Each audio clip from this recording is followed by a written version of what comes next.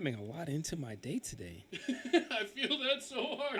Now. I just got off of a Twitch stream because today is Herbie Hancock's birthday, so I did like a whole 2 hours of like Herbie Hancock stuff. You and James are just all about those birthdays. Well, no, it's not. I'm not about it like him, but Herbie in particular is like very special to me. So that's why I do this every year. I have been doing this for years now, but I did that. I come here, and then after I leave here, I gotta go home, pack up. I'm doing this. Streamers? Yeah, I gotta do it. I'm doing another stream with Soy Sauce and Herman.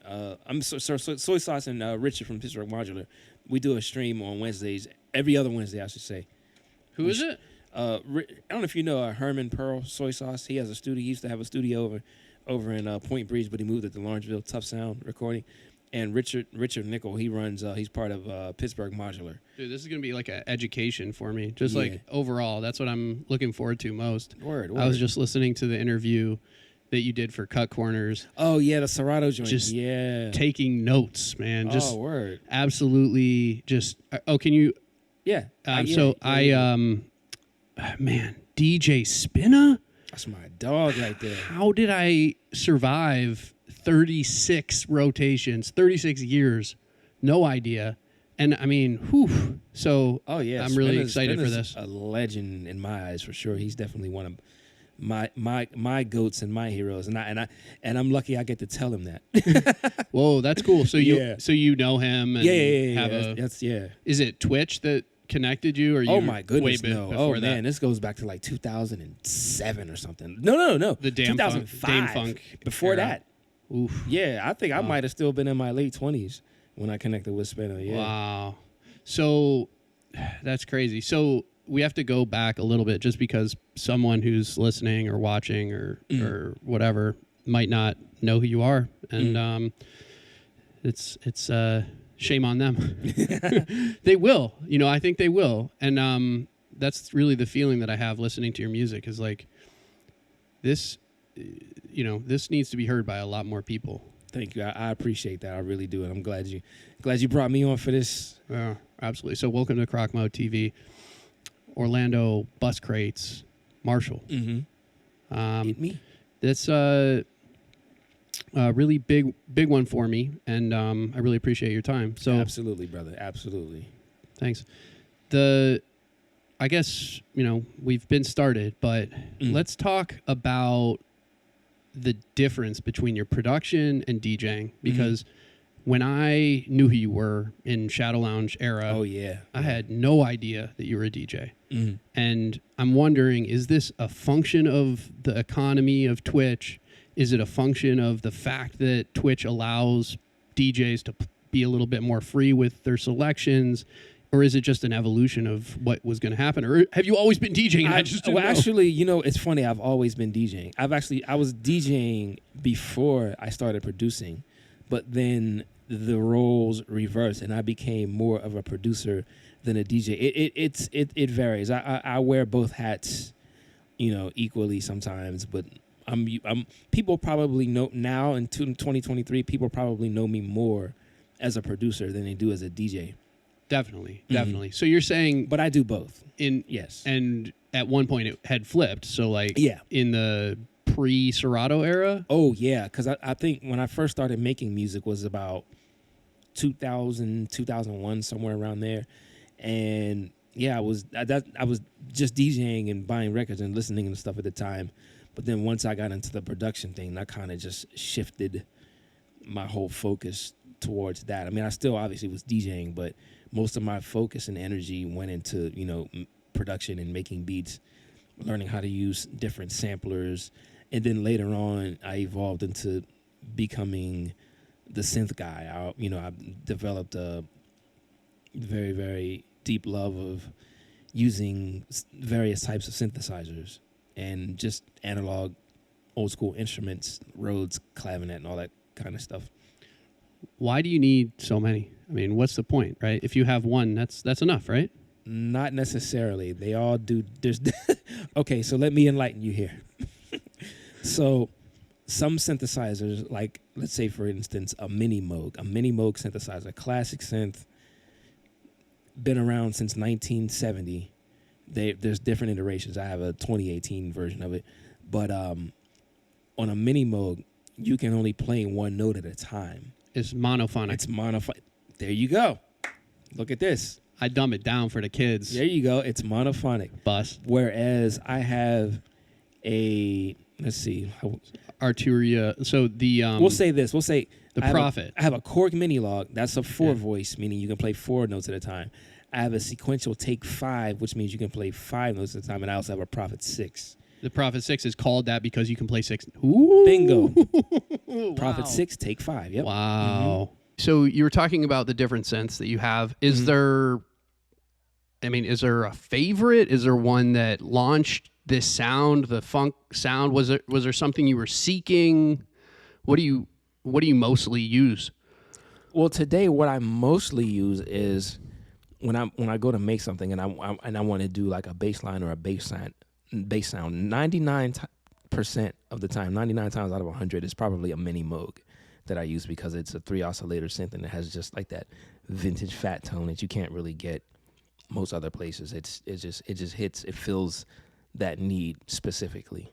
And it's for the bass. It's for the lead. You pads, can do it for the everything. lead. I don't necessarily pads because it's only one note. You know, I save the pad stuff for like the polyphonic synths. What brought you to the funk? I mean, this is like kind of a niche thing, right? I mean, you produce for some like there's some hip hop productions, but they definitely don't sound like standard hip hop productions, right? It's got that funk to it. So where did that come from? Was that just part of who you were? That's just part of who I've always been. But I guess in the 90s I didn't realize it. I mean, because I grew up on the funk, man. You know, like I grew up listening to Ohio Players and Phaso and you know, Barkays and stuff like that, Midnight Star. I've always had that in me, and it was there. But then when the 90s came, I was such a hip hop head. It was just like, give me that Illmatic, give me that, you know, 36 Chambers, give me, you know, that kind of thing. Give me that Midnight Marauders. I was such a head. But then I guess, you know, also I was a teenager back then. So then once you get older and you evolve, you're like, wait a minute. It just was always in me.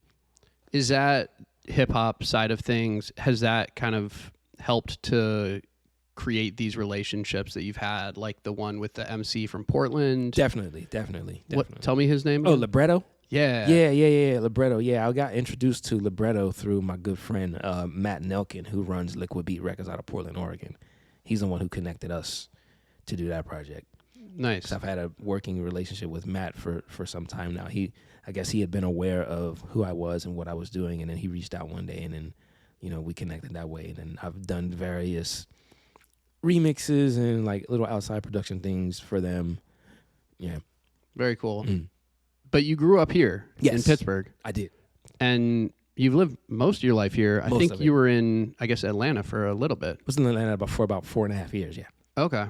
So how did, you know, I kind of got some of this story from Select, I'll be honest, with the Sly Jock connection. Jimmy! So Yeah. What was it about this guy that launched so many musicians here? That, I mean, what was... Well, for me, it was basically just adding on to whatever feeling I had inside of me about like music and records. I mean, I remember being a kid, and we would go to visit my grandmother, and, you know, everybody goes in and says hi, whatever, you know, I go say hi, wave at a couple of people, and then I just beeline straight for the dining room wherever the records were, and I would just dig through the records and just to look at the covers. I mean, because the record player they had at the time wasn't working, I guess, but I would just look at the cover and just read it and look at the artwork, and, you know, I was just always drawn to that. And then to see a real live DJ like with records and playing them, that really just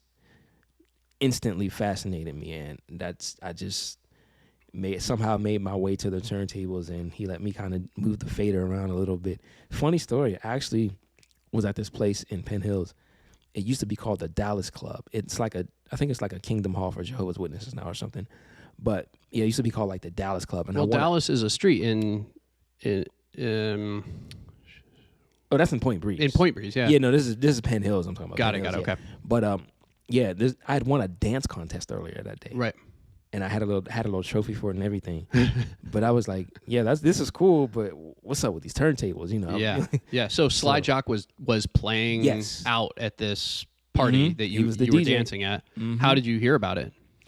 I don't know. I guess I think my mom or dad or my parents had taken me to this. It was the summer of '86, and it was just I was just out there, and I was like, wait, this is fun. Like, got up there and started, dancing. I ended up winning the contest, but I just was like, yo, I want to see these turntables. Do you remember the record they were playing for, when you were dancing, or when I was dancing? Sure. No, I don't remember what it was. But the kind of music would have been funk. It would have been like regular R&B, and whatever at the time. '86 was Nucleus, Midnight Star, Key Sweat, stuff like that. Well, no, Key Sweat Egyptian Lover. No, Key Sweat was '87. Yeah, maybe some Egyptian Lover. I'm trying to think.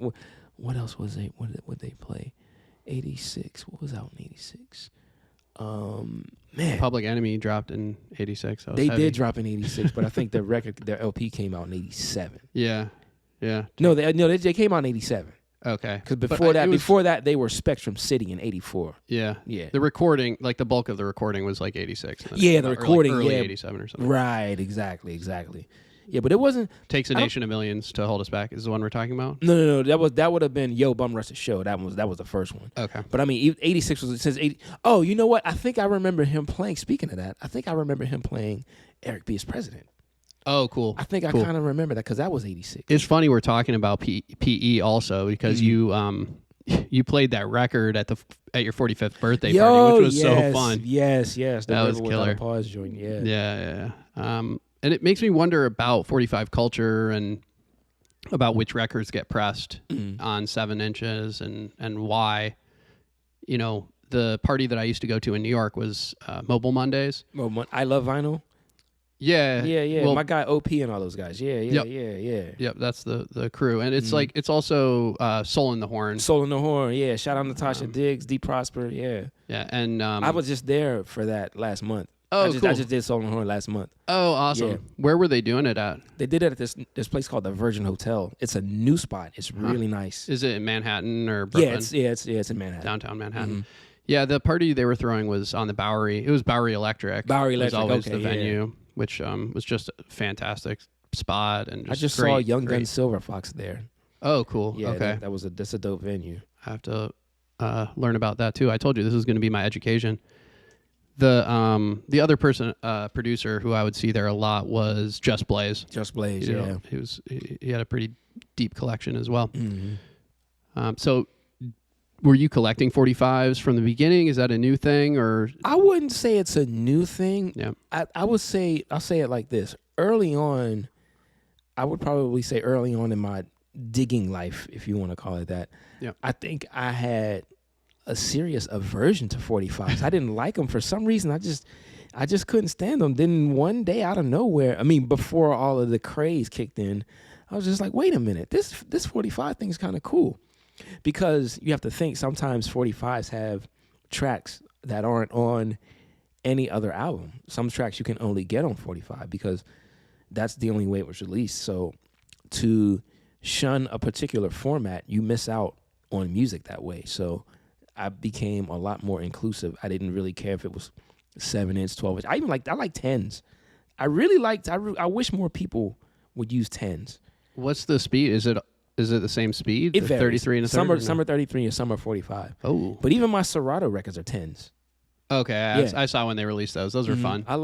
They're a great size, but I like the main reason for me I like 7s is because main thing is for me, like my lower back. I am too old to be carrying around 12 inches now.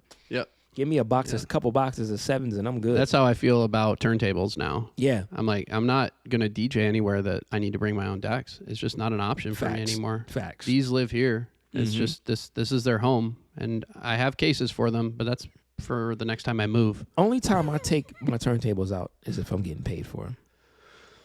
Yeah, I think you throw me enough bread, I'll bring them out. Fair. Fair. Yeah, like if it was like a wedding or something like that, we're talking like 2, 3 and up, I would definitely probably consider it. Yeah, because if something were to happen, you could instantly replace them. Yeah, I mean, there was a time, right, where the Tech 12s, that wasn't really the case. because they just stopped making them, right? They stopped making them, and they became really expensive. Yeah, yeah. I remember I sold a pair to Nugget right before that happened. Dude. So I have mismatched turntables. Same. I have an M3D? Yep. That's what this is. Yeah. Yeah, so I have an I'm sure M3D. you can tell mine are mismatched. Yeah. I can see I have this M3D, and I also have a black 1210. That's also a great deck. I mean, they're all good. My black 1210, I bought it in Atlanta. Yeah. At a yard sale for $10. What year? This would have been... Well, you were in Atlanta, so... Yeah, this would have been maybe 2014, somewhere around there. Okay. I had to put like $100 into it to get things tightened up on it. Did you take it to the Jerry's turntable doctor at Jerry's? Or no. I took it to this place down in Atlanta called Beat Lab. Cool. This place called Beat Lab. He hooked it up for me, yeah. So nice. I got a 1210 for $110. What that's amazing. That's insane. Come up. Yeah.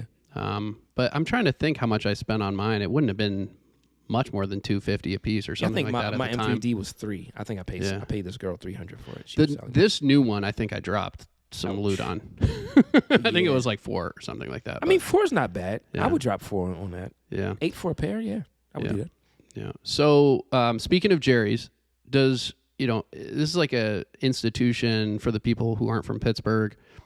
Pretty legendary record store. Legendary. Did it? I mean, Jazzy Jeff was here. Dilla was here before he passed. He came with Kenny Dope. I didn't know that. It's a legendary spot. Like worldwide, people knew about Jerry's.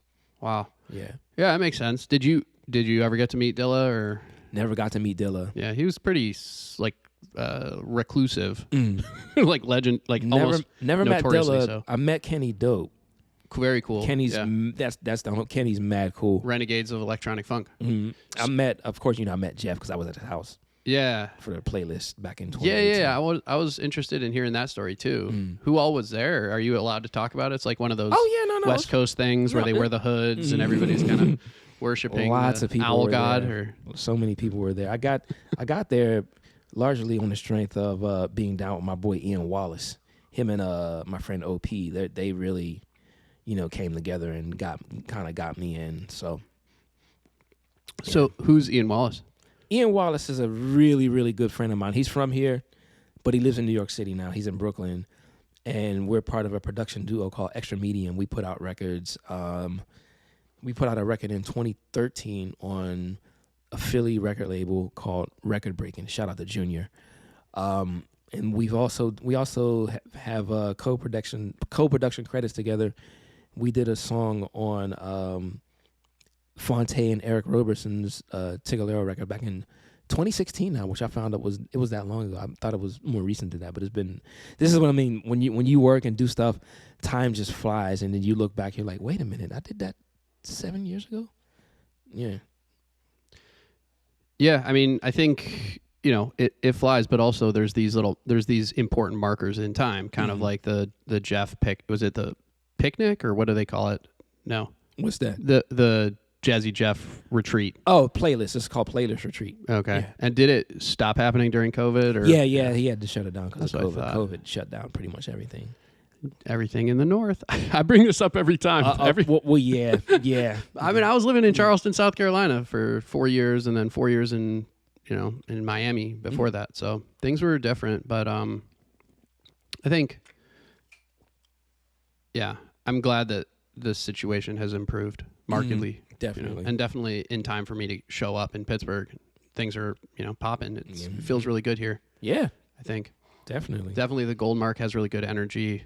Shout out to Nugget. That's the homie right there. Yeah. He's done a really good job with building a space that's really, obviously it's run by DJs. Pretty much, if you could envision a bar and a club run by DJs, that's what it is. That's what it is, yep.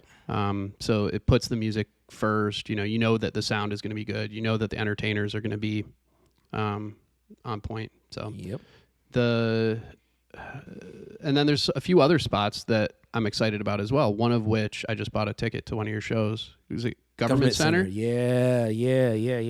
Is that a coffee shop or something? It is now. They expanded to make it a coffee shop. It was cool. It used to be a record store. It used to be a smaller space around the corner on East Ohio Street.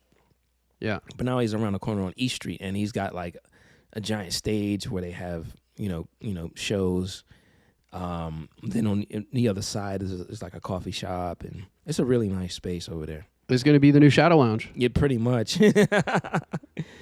We can make it happen. I would call it a second generation Shadow Lounge, possibly.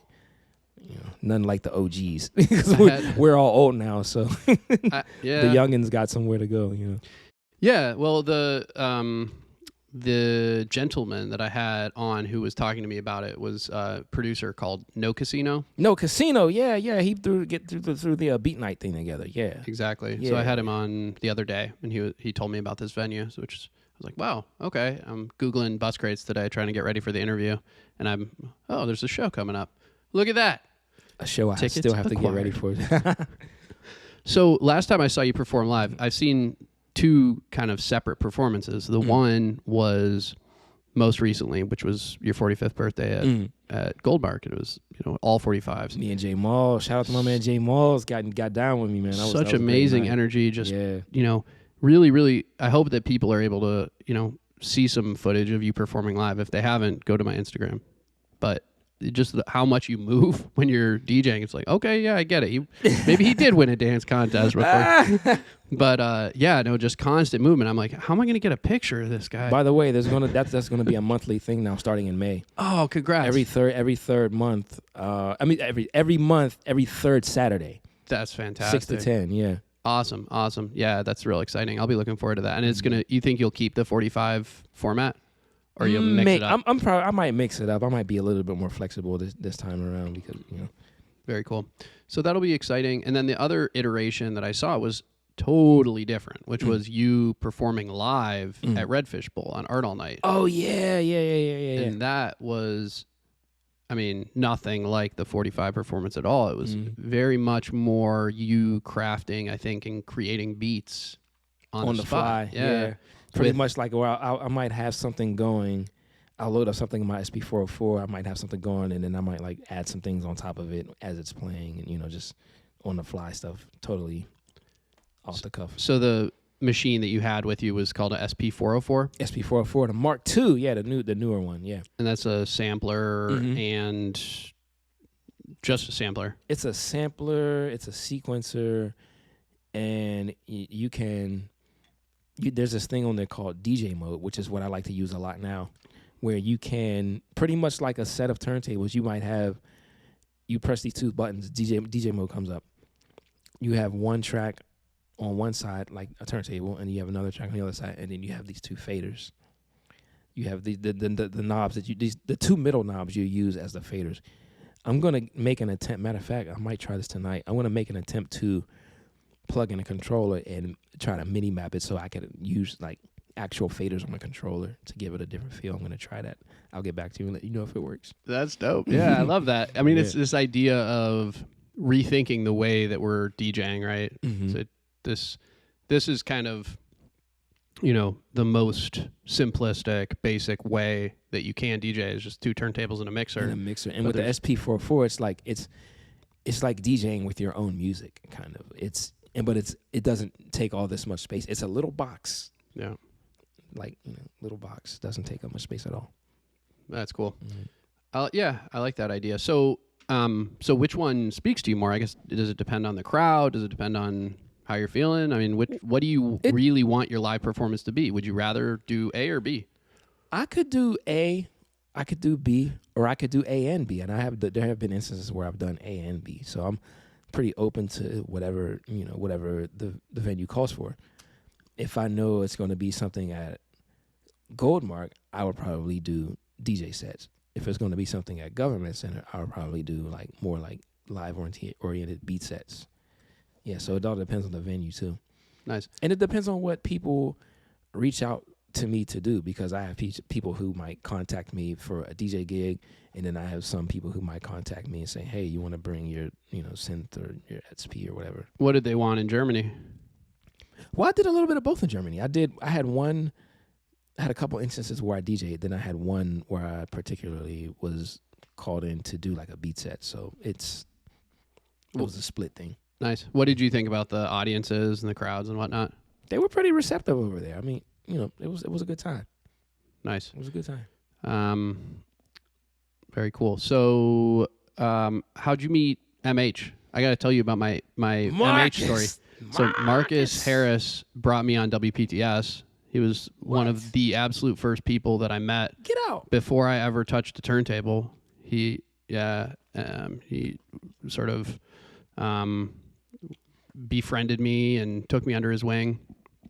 Brought me to a lot of shows. Introduced me to Ryan Cassidy, who's Basic Sickness, who was like the other main musical influence I had in Pittsburgh, where we were hosting shows at the H-Con and the South Side, and then he was probably one of the first people. Marcus was probably one of the first people who took me to Shadow Lounge too for Rhyme Cal, where we saw a very young Mac Miller performing. Young.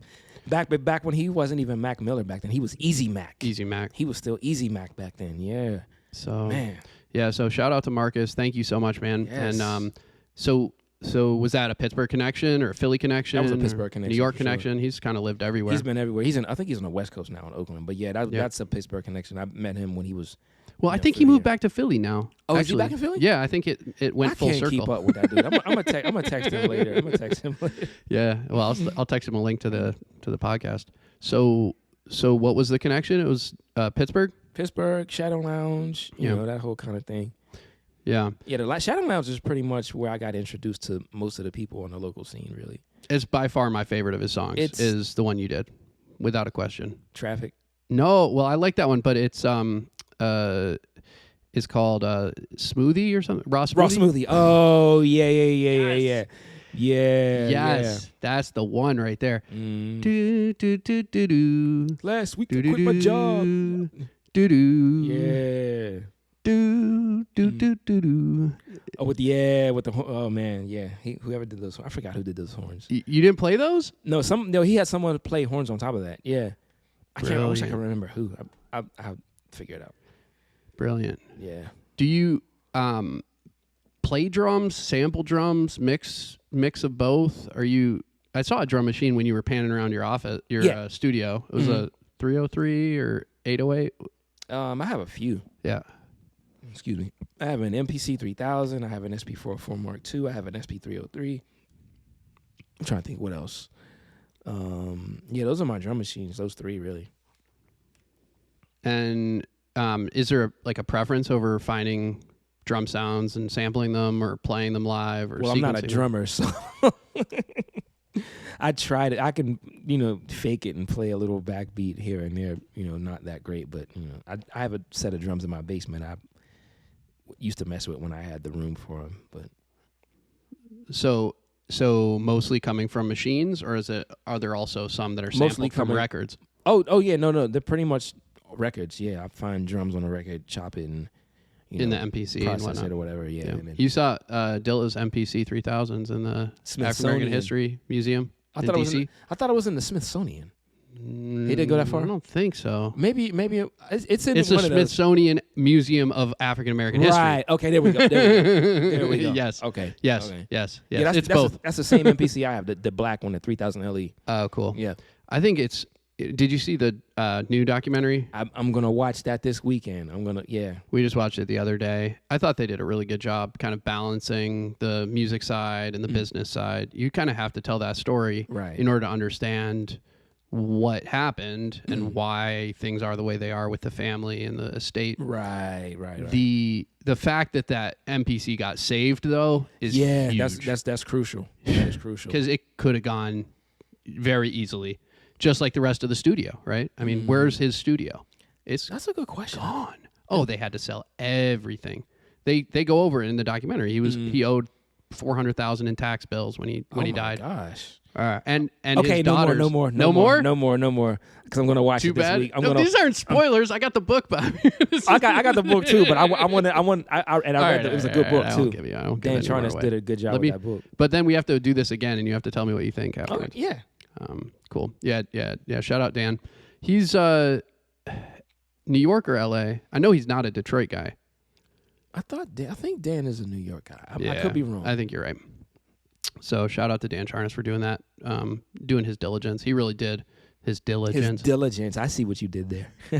He really did take the time to get the sources. Although I think the family didn't really they didn't really sign off on his book particularly, so he wasn't able to get those type of interviews.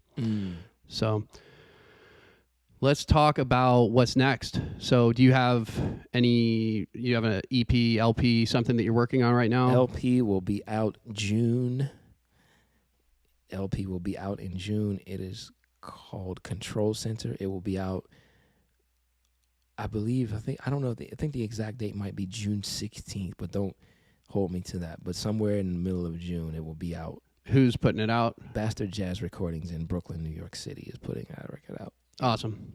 Congrats. So that'll be exciting. We'll look forward to that. That's going to be a vinyl and electronic release on vinyl and digital on Bandcamp. Yep, everywhere. Awesome. It's going to be literally everywhere you can get stuff.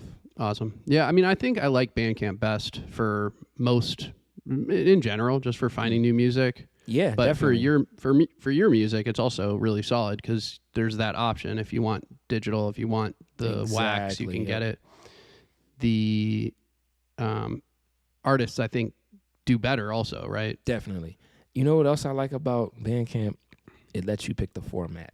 You can download a WAV, you can download AIFF, you can download MP3, you can download FLAC. You have so many options. Totally. And a lot of places, when you buy digital music, they don't really give you that option, whereas Bandcamp does. I think that's really dope. Totally. Are you a bit of a quality snob?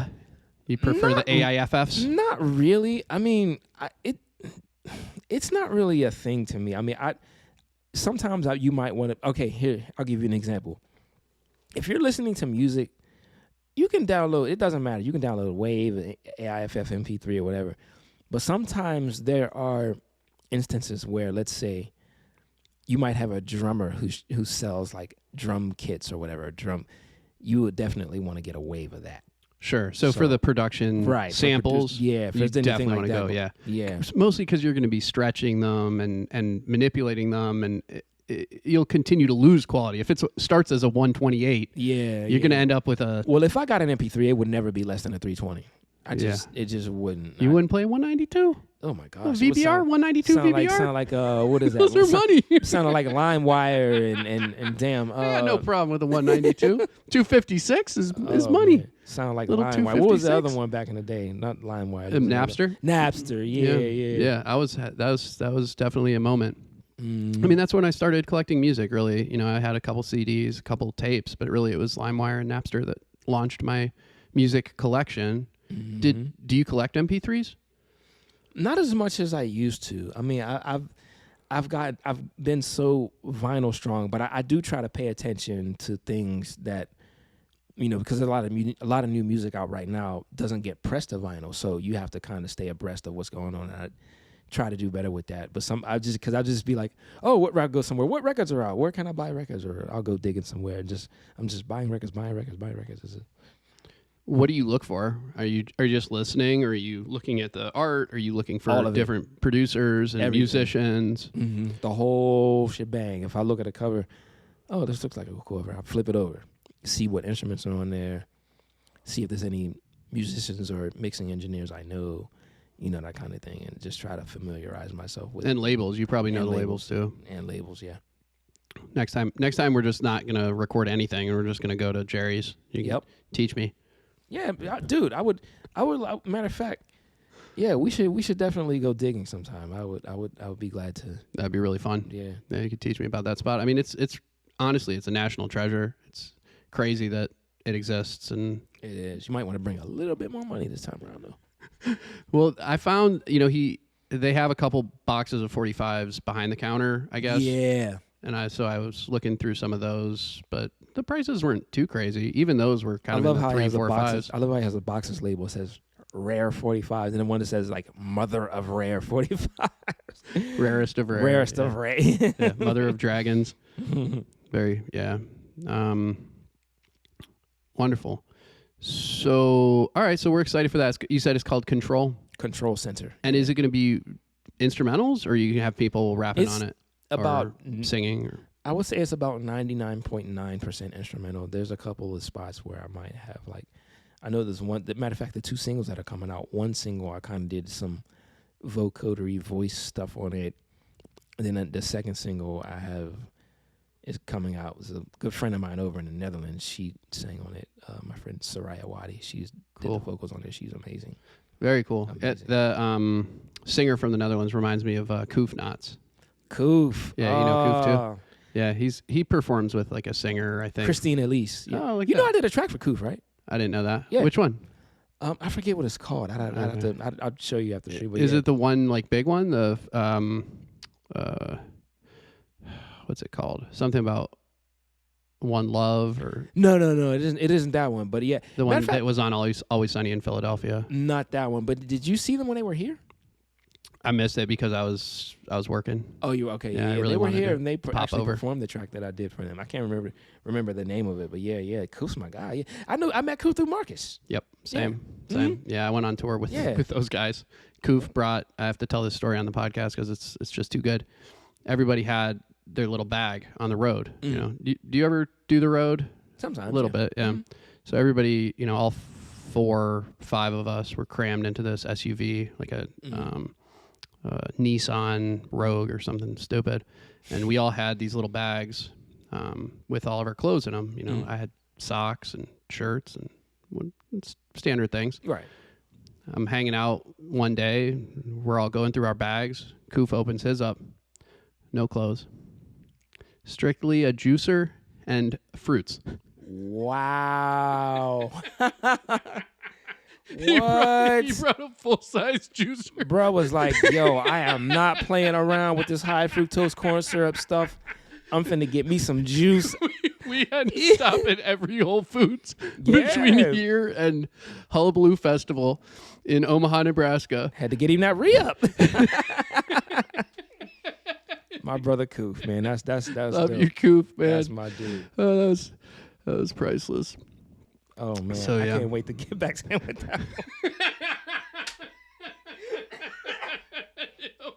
He might have had one pair of socks. Oh maybe. Man, that might have been to clean off the fruit. You know, get the wax off the apple. I don't know. Can't breathe, man. Too good. So, one other thing I think that I really wanted to ask you about also was about your dad's influence, because he was also a DJ, right? Mm-hmm. Did he play? And he played here in Pittsburgh. Yeah. So, but not on the radio at not parties? on the no. He was kind of just like would do like little things they used to call cabarets and things like. What is a cabaret? You know what? I never quite understood what I just knew it was a place where a bunch of grown folks got together and partied and danced. That's all I know. Is it so? And drank or whatever it is they do. So the way I've heard about it is in reference to early techno in Detroit. So like the earliest DJs in Detroit, like in the 60s and 70s, before 2 turntables, when people were, you know, 1 turntable, not even a normal mixer, like whatever it was, like PA systems, I guess. Right. Was like Ken Collier was one of these early disc jockeys in Detroit. The reason I know about it is because one of my good friends is a guy named Carlton Goals, and he I know him. Founded the Detroit Sound Conservancy. Mm-hmm. How do you know Carlton? I guess from PTS. He was also here in Pittsburgh for 4 years. He was at least 4. He was working on his PhD. That's how I met him, because he was wearing Detroit gear at PTS. And I'm like, hey, what's up? So he kind of told me about some of these early DJs like Ken Collier and some of these other guys, but what they were playing were cabarets. And I still have no idea what that means. But like maybe something to do with like baby powder on the floor and like a dance scene. I don't know. Yeah, I don't know. Is either. it, I'd have to ask. Here's the important question though. Is a cabaret a gay thing, or is it? No, I don't think it can be either. I guess it might be able to be either. I mean, I don't think there's any particular sexual orientation attached to a cabaret. I mean, it could be anything. Is it a black community thing? Is it? That's possible. That is possible. Yeah. Yeah. So I gotta do my. Right. That sounds right. I gotta do my. We gotta do our my learning knowledge on that one. Yeah. Yeah. That sounds right though. I don't know, for some reason that sounds right. Yeah. I mean, I was talking to James also about kind of how Pittsburgh has been a bit of a melting pot, and how there's like places like the Shadow Lounge were pretty special because it was a mix where the black community, white community didn't matter. Just people were just hanging out and getting down, kind of like Strobe's parties on the at the firehouse, on the porch and things, where you could have like a really good mix. And how some of that is kind of maybe we're missing some of that now. Definitely. Well, everybody out there is older and got kids and work responsibilities and stuff. So it's just a different time though. I don't know. But yeah, it would be nice to have something like that for, people in our age group who, used to get down like that back in the day, but kind of want something that's not like till 2 a.m. because I got to get up and go to work at 8:30. But that's what your party at the Goldmark's going to be. That's 6 to 9, right? 6 or to something? 10. Yeah. That's exactly It's what it's going to be. So I'm trying to set it off, y'all. I'm trying to set it off. I'm all about it. Yeah. I think it's fantastic. Come through early, get down, and go home and get into bed before midnight. Exactly.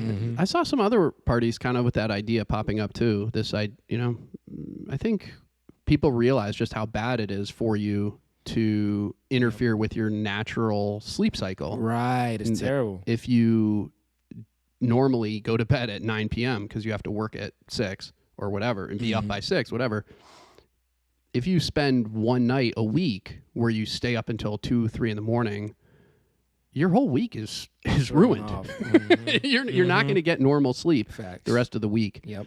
And I think people are starting to get it. People are much more health conscious, I think. In general, people are spending more time listening to podcasts. That's why I'm doing this, right? It's, I wasn't listening to music last year during the pandemic. I wasn't really listening to music. I was mostly listening to people talking to each other about how to improve their lives or about things that I was interested in, like music and healthy living, Right.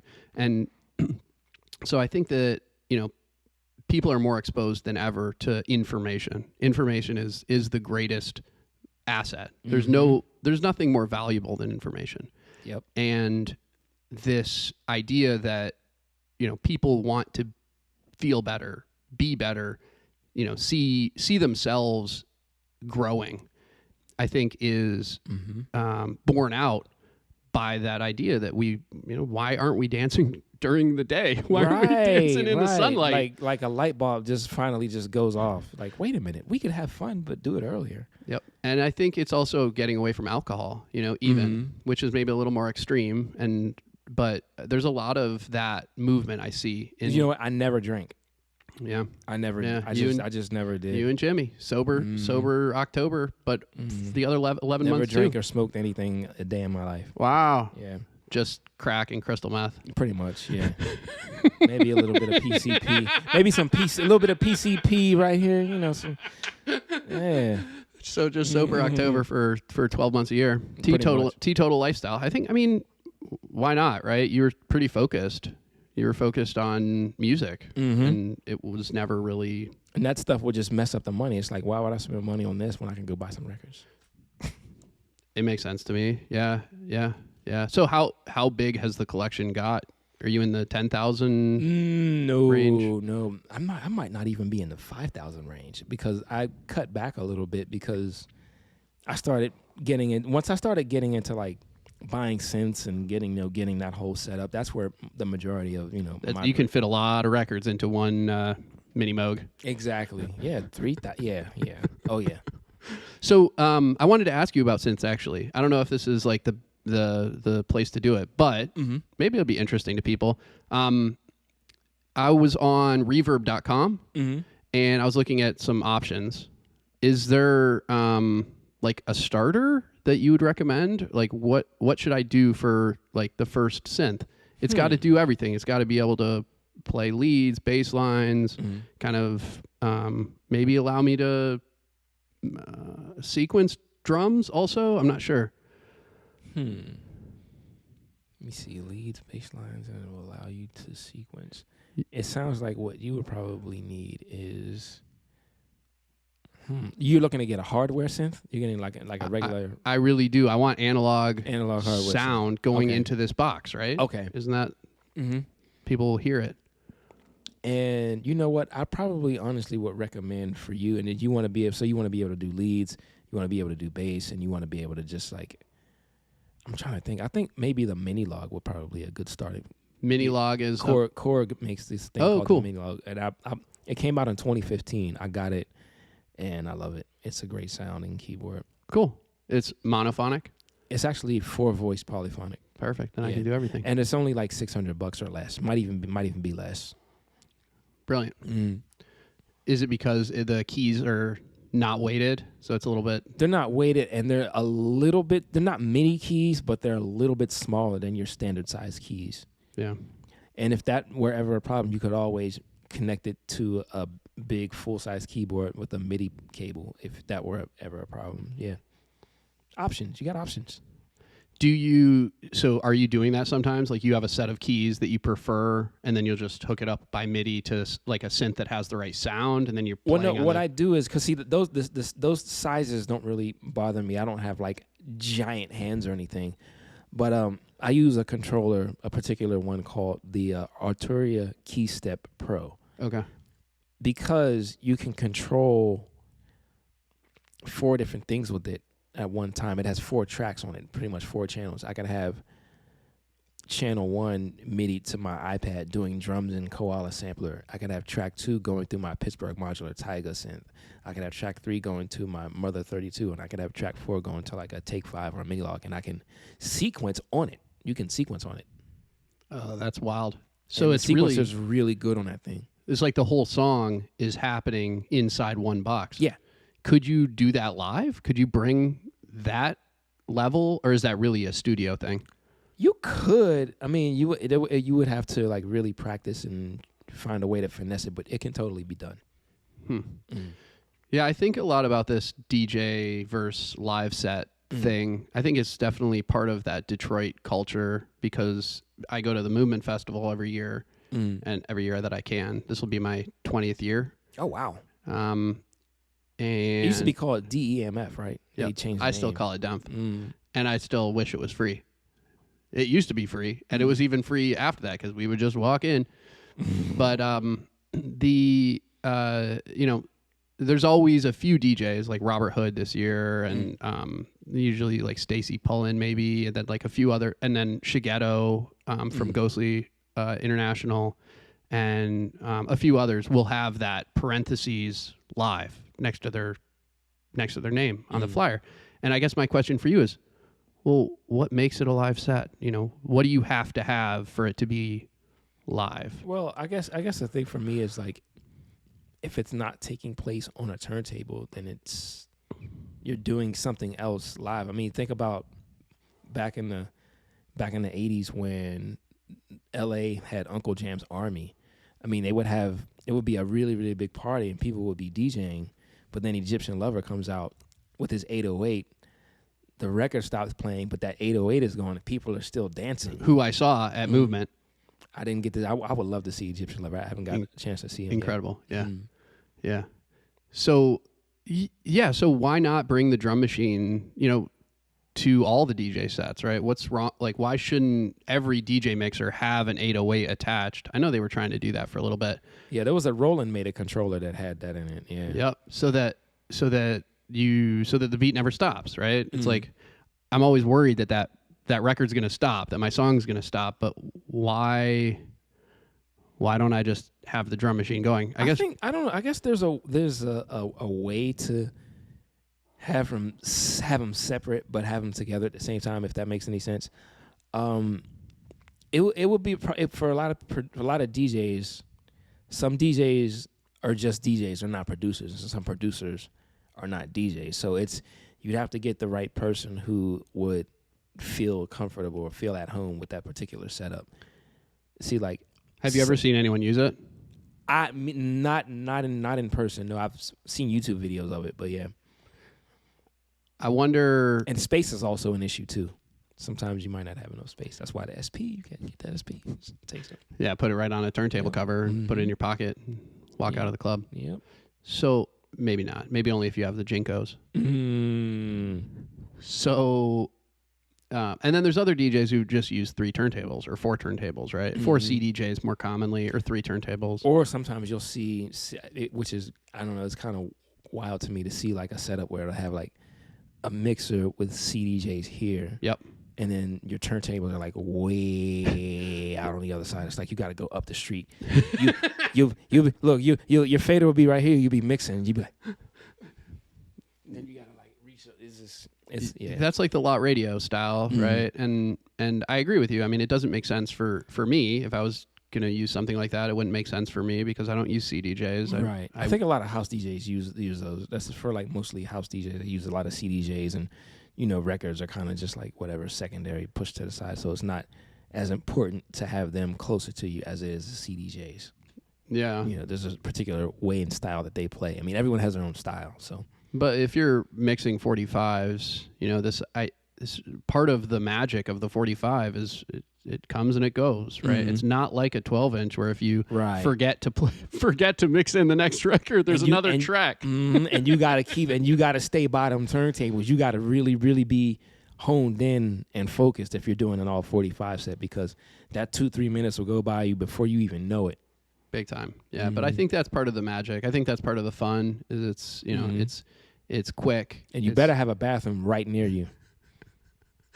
That's especially if you're staying hydrated. Mm-hmm. So, nice. Okay. So do you want to talk about like philosophy on health at all, or like what do you do for your like wellness? I'm really no expert on the matter. I mean, I do what I can, and just like anybody else, I fall off the wagon. I might just sit at home and binge on like some chips and some cookies, and I just ate a pizza last night. So I mean, I haven't been as consistent as I have in the past, but we're working to get that together. We had our raw smoothie the other day. We had a smoothie yesterday. It was a really good one. So she said it might have been a little too sweet, but I liked it. It was a good smoothie. Dope. Yeah, me and wifey make smoothies every once in a while. But yeah, today I'm staying hydrated more. So I'm getting my stuff together again. So awesome. Now it's summertime, about to be summertime. I want to get my bike fixed and get back on the 2 wheels. And we have a connection there too. Yeah. I have to ask you about the two maybe like negative things before we wrap, because I know I have to be respectful of your time and everything. But there was two stories. One was the bike crash, I guess in Atlanta. Mm-hmm. I had a terrible bike crash in Boston. Really? The like scar on my forehead and everything. Oh man. Where I saw the picture of you. That was no joke. Yeah, that picture of me. Yeah. Wow. Yeah. That's, but I think it's cool that do you still bike, or you're working on getting it fixed up? I haven't in a while because I've been so busy just doing all this stuff. But now that the weather's getting better, I think I do want to find the time to take my bike to get it fixed up and tuned up, get the chain oiled, get some air in the tires, and just get back on the two wheels like I used to do. And that's what kept me, that's part of what kept me going health-wise, just being out there, because, cycling is healthy. And it doesn't cost, you don't have to put gas in. You don't have to put gas in your bike. It's a superior technology. It's a beautiful thing. It's powered by you. It is powered 100% by you. So you feed yourself, hydrate yourself, and you keep that machine running. And we live like a stone's throw away from Whole Foods Market. So if I need to get groceries, if there's a certain amount of groceries I need to get, I could get a backpack, throw it on my back, bike down, get what I need to get loaded up, and bike back home. You have your mode of transportation and you have your exercise all in one. It's a beautiful thing. See, you're speaking like a European, boss. I know. I really belong over there. I shouldn't be here. I shouldn't be in the U.S. I need somebody to. I know I'm old, but can somebody adopt me over there? Like, you can live wherever you want, right? I mean, when it comes down to it, I think there's always hurdles. I experienced this through like medical school when there would be people from all over the world in medical school and then in residency, and a lot in residency. There's foreign medical graduates. It's a thing. It's called FMG, and the stories that you hear are harrowing. The amount of effort it takes to live in the U.S. is a big deal, but it's possible. It's hard. If you set your mind to it. It's so hard here, though. It's just like the healthcare industry here is just oh man. I'm bringing Real Deal on to talk about it. It's oh my gosh. I mean, and I just made this point the other day. It sucks that like for a lot of people, your healthcare is tied to your employment, which is kind of crazy to me, because what if your boss is a total jerk and decides to fire you? Or what if you're a lady and your boss is hitting on you and you won't hit back and he fires you? What if, you're keeping your health insurance just because you need it, but you hate your job. I mean, and that makes things even more stressful because you're going to a job you cannot stand just so you can keep your health insurance, but then you're not in a healthy state of mind, which makes you need it's just what an awesome point. You're so right. And why should the health of my kids and the health of my wife and my health, my spouse, my health hinge on my decision to continue to work for whatever? Yeah, I mean it's anti-art too, right? I think about that a lot. Is how much more incredible art would there be in the U.S. Oh my goodness! if people didn't have to constantly think about how they were going to provide health care and provide for their families, right? It's ridiculous. It'd be pretty cool. These old out of touch people just the art suffers when it must be palatable and must be lucrative. Yes, I agree 100%. So we should have art for art's sake. We should have the absolute best people in the U.S. at their craft just making art and government just funding it. Just take the tax dollars straight off Amazon. Yeah, Amazon they got money to fund all this other BS. Like, why not? Oh yeah, dropping bombs, just dropping bombs on Yemen. Yeah, nobody even knows that there's a war in Yemen, and we're just dropping bombs that are taxpayer paid. Why can't we just take 1 penny, from every $100 or whatever, and that would provide for every artist in America. Mm-hmm. You could do like little. Things like what Jazzy Jeff is doing, but or things like Red Bull Music Academy, but on a massive scale. Yep. Where you bring in people and have and cultivate talent, right? Find kids that are really, really promising, put them in front of a Moog or put them in front of a microphone. Yeah, things that they generally can't afford because they're so busy busting their behinds working to afford health insurance. Do you believe Do you believe the story that hip hop came out of the Great Blackout? Yeah, in the 70s, 77. Where you had finally an opportunity for electronic music to go to the masses. Mm-hmm. The only way that we had this music that's so essential to us, that's so central, is because people broke into music stores and took it. Mm-hmm. I'm not saying people should do that. I'm saying the government should give us these things, probably, so that no one has to take anything. Yeah, I mean, wow. That was the perfect storm to create hip hop. I mean, you have a bunch of underprivileged, down and out kids in the Bronx who didn't really have much, and then this happens, and it's just like, oh, this is an opportunity. Let's get it, and then here we go.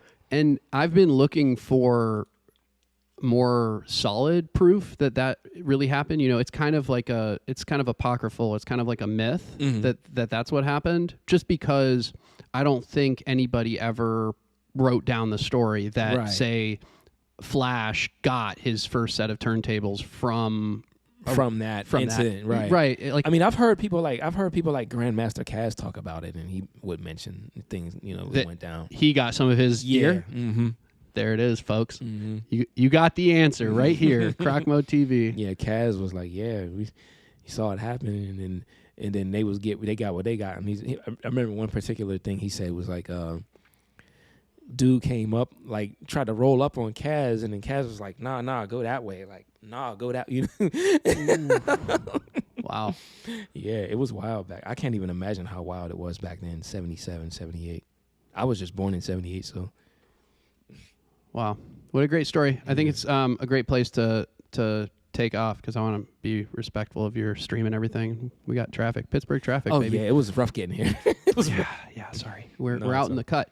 But tell them where to follow you and where to get you on Twitch. We didn't even talk about Twitch this time, but your Twitch is amazing. Your music's amazing. I'm so glad you're doing it. I'm so glad you're in Pittsburgh and I get a chance to rock with you. Thank you so much. Thanks I appreciate for your time. it. Thank you, brother. Yes, indeed. Make sure we get a picture together. Yeah, for sure. Anything else you want to say? You can find me on, pretty much any platform. If you just type in Buscrates, Buscrates. That is my name on Instagram. That is my name on Twitch. I do a stream called Science Function every Friday at 5 p.m. Eastern Standard Time where I play all the funk jams, 70s funk, 80s funk. You know, if it's got the funk in it, I play it. There you go. And we're going to play some 45s next time. Yeah. Fuck, I can't believe we didn't make time. I know. No, next time we'll